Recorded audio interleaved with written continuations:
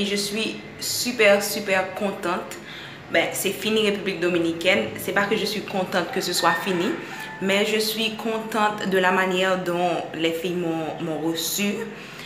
Et on est revenu à Santo Domingo aujourd'hui. On était à Santiago. Donc on a fait Santo Domingo, puis on est parti à Santiago le même jour. Puis hier, on est revenu à Santo Domingo. Et aujourd'hui, nous partons pour Haïti, où je vais faire un seul jour de consultation qui sera demain matin de 8h jusqu'à 18h. Je suis extrêmement fière et contente de voir comment les filles m'ont accueilli encore plus à Santiago. Je tiens à remercier les filles de Santo Domingo. Vous étiez nombreuses à venir me voir, à faire l'effort de venir acheter mes produits, bien qu'il pleuvait et que c'était pas évident que j'allais avoir du monde. Mais quand même, vous vous êtes déplacés, vous aviez dépensé de l'argent pour venir de loin, pour venir me voir. J'ai été vraiment triste quand vous n'aviez pas pu trouver tous les produits dont vous avez besoin, parce que vous savez que mon objectif c'est de vous satisfaire. Qu'est-ce qu'il y a, mon amour? Qu'est-ce que ça? Por favor, si, espera maman. Et pour les filles de Santiago, je suis extrêmement émue pour voir la quantité de personnes que j'ai eues à cette rencontre, la quantité de personnes qui sont venues acheter, la foule, c'était juste, ça augmentait. Et à chaque fois qu'une quantité s'en allait, une autre petite quantité venait. Et c'était comme ça durant toute la journée. Il était 4 heures et j'avais encore du monde alors que c'était prévu qu'on allait terminer à 3 heures.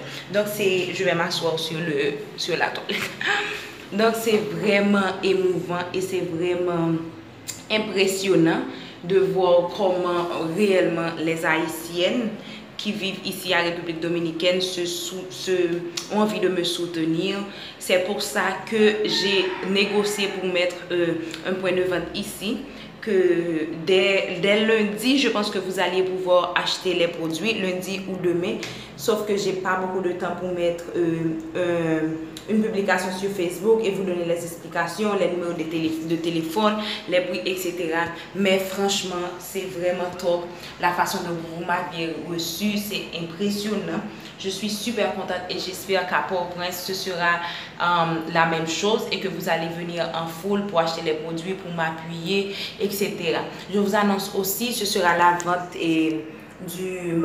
de la mayonnaise pour cheveux 100% bio et 100% naturel, bio, organique, qui ne contient rien animal, c'est 100% végétal, ça ne contient rien qui vient des animaux.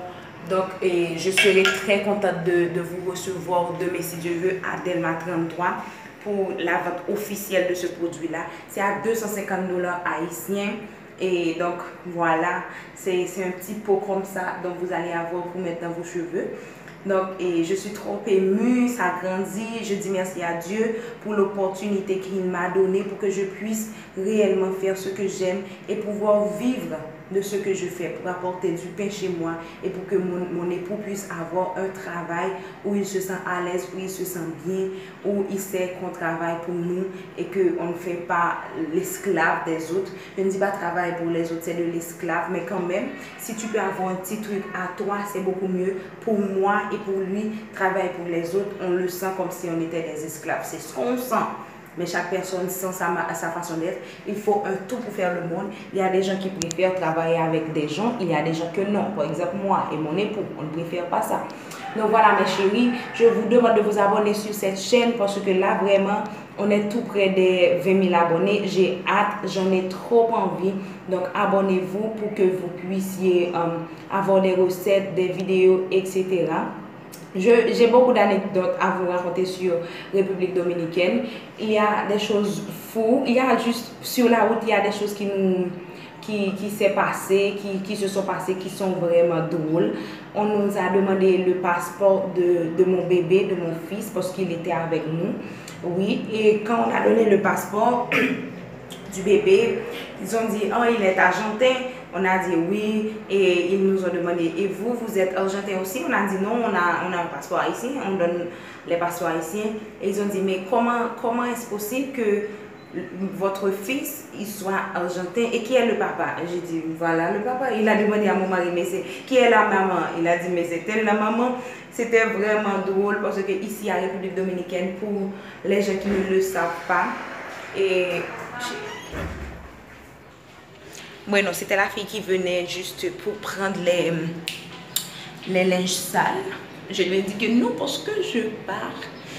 Donc, qu'est-ce que je disais? Oui, c'était vraiment drôle parce que ici, à République Dominicaine, si vous ne le saviez pas, si vous avez un enfant et que vous n'êtes pas natif, c'est-à-dire si vous n'avez pas la nationalité dominicaine, un des deux parents, votre fils ne sera jamais dominicain.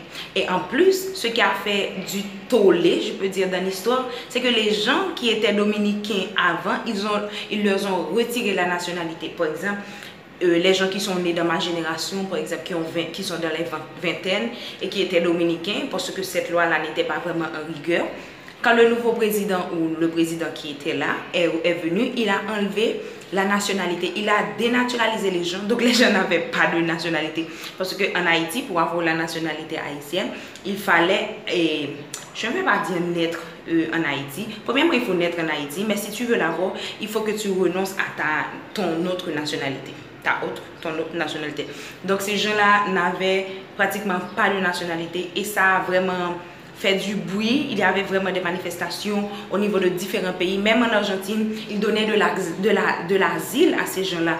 Ils recevaient ces gens qui étaient comme qui ont vécu toute leur vie dans un pays, qui ont une histoire, qui ont fait l'école dans un pays, qui ont eu, je ne sais pas, toutes les choses que vous savez que vous faites dans un pays pour la première fois et que du jour au lendemain, vous vous retrouvez sans nationalité. Donc, c'était vraiment la une de l'histoire. Et la deuxième chose qui nous est arrivée, c'est que ils ont dit « passaporte », on a donné les passeports et un d'entre eux a dit « et vous êtes frères et sœurs ?»